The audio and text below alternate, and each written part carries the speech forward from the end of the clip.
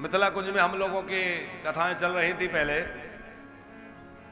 तो वहां कोरोना काल के बाद में कथा प्रारंभ हुई।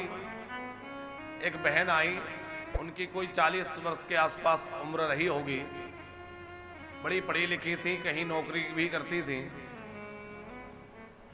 तो उन्होंने कहा, महाराज जी कुछ दिनों से मैं मानसिक रूप से विक्षिप्त सी हूं, बहुत ज्यादा परेशान हूं।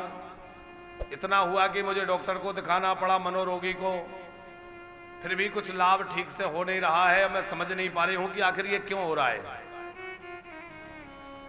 तो आप यदि कोई मार्गदर्शन कर सकें।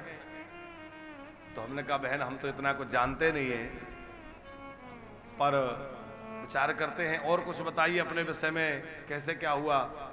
तो वो बात में उन्होंने कहा कि अभी कोरोना काल था तो ड्यूटी जाना नहीं था, घर में बैठे रहे, काम कुछ था नहीं, तो मुझे लगा कि अनुष्ठान कर लें। तो मैंने कुछ मंत्रों के अनुष्ठान किए,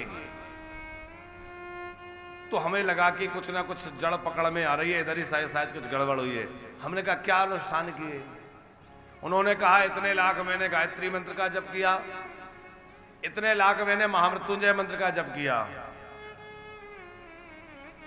तो हमने कहा, आपने कोई गुरुजी से पूछ के किया, किसी के मार्गदर्शन में किया या अपने से किया? बोले नहीं, उसमें क्या, किसी से पूछा नहीं, लॉकडाउन चल रहा था, कोई आना जाना तो था नहीं।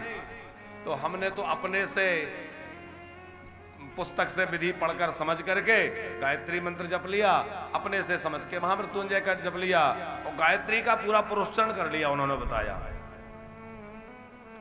अब बतलाइए, इतना बड़ा गायत्री मंत्र का पुरुषचरण करने के बाद बुद्धि खराब हो जाए?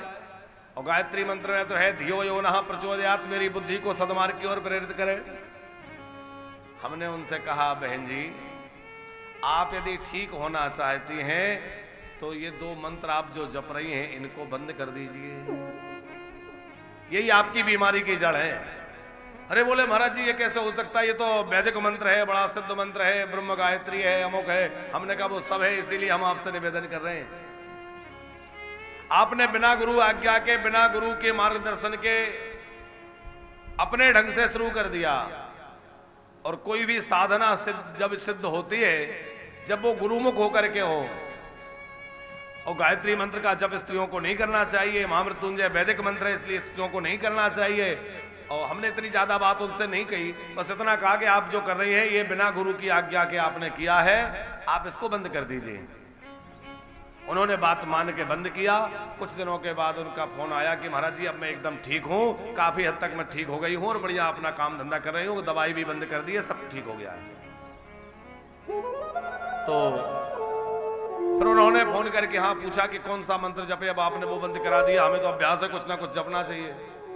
तो हमने कहा, आप जो है नमो भगवते वासुदेवाय, ये 12 अक्षर मंत्र जपिए, भगवान आपका कल्याण करेंगे और भगवत कृपा से वो प्रसन्न।